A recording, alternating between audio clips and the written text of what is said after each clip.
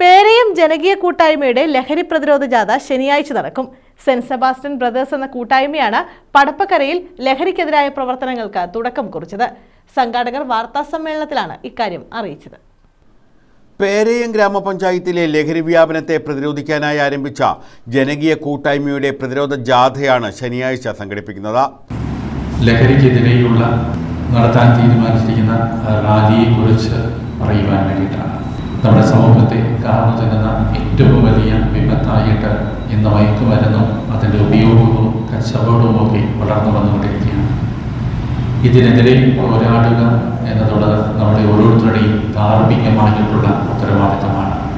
അതുകൊണ്ട് തന്നെ പടപ്പക്കര പ്രദേശ നിവാസികൾ സെന്റ് സെബാസ്റ്റ്യൻ ബ്രദേഴ്സ് മുൻകൈയെടുത്ത് ആരംഭിച്ച പ്രവർത്തനങ്ങൾ പടപ്പക്കരയിലെ സാമൂഹിക രാഷ്ട്രീയ മേഖലകളിലുള്ളവർ ഒന്നിച്ച് കൂടുകയും ഇതിനെതിരെ പ്രവർത്തിക്കണമെന്ന് തീരുമാനമെടുക്കുകയും ചെയ്തു.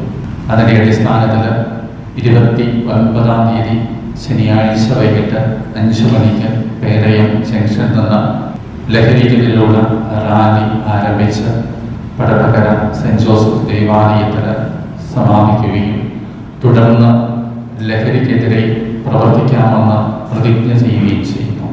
സെന്റ് സെബാസ്റ്റ്യൻ ബ്രദേഴ്സ് എന്ന കൂട്ടായ്മയാണ് പടപ്പക്കരയിൽ ലഹരിക്കെതിരായ പ്രവർത്തനങ്ങൾക്ക് തുടക്കം കുറിച്ചത്. രാഷ്ട്രീയ സാമൂഹ്യ സംഘടനകൾ ഉൾപ്പെടെ എല്ലാവരും ചേർന്നാണ് പ്രതിരോധ പ്രവർത്തനങ്ങൾ നടത്തുന്നതെന്ന് സംഘാടകർ വാർത്താസമ്മേളനത്തിൽ അറിയിച്ചു.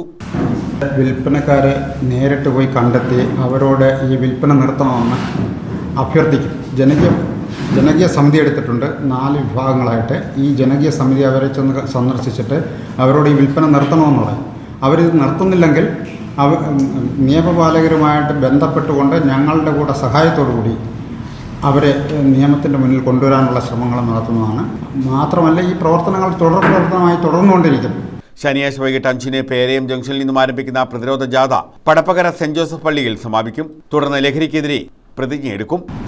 പ്രത്യേകം എടുത്തു നോക്കുമ്പോൾ ഞങ്ങളുടെ പടപ്പക്കര ഏരിയയിലേക്ക് വരുമ്പോൾ പേരയം മുതൽ പടപ്പക്കര വരെ ഒരു വഴിയാണ് ഞങ്ങൾക്കുള്ളത്.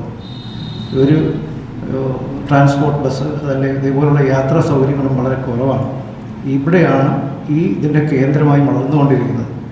പുറത്തുനിന്ന് ആൾക്കാർ ധാരാളമായി വരികയും അവിടെ മയക്കുമരുന്നുകൾ വിൽക്കുകയും ചെയ്യുന്നൊരവസ്ഥയാണ്.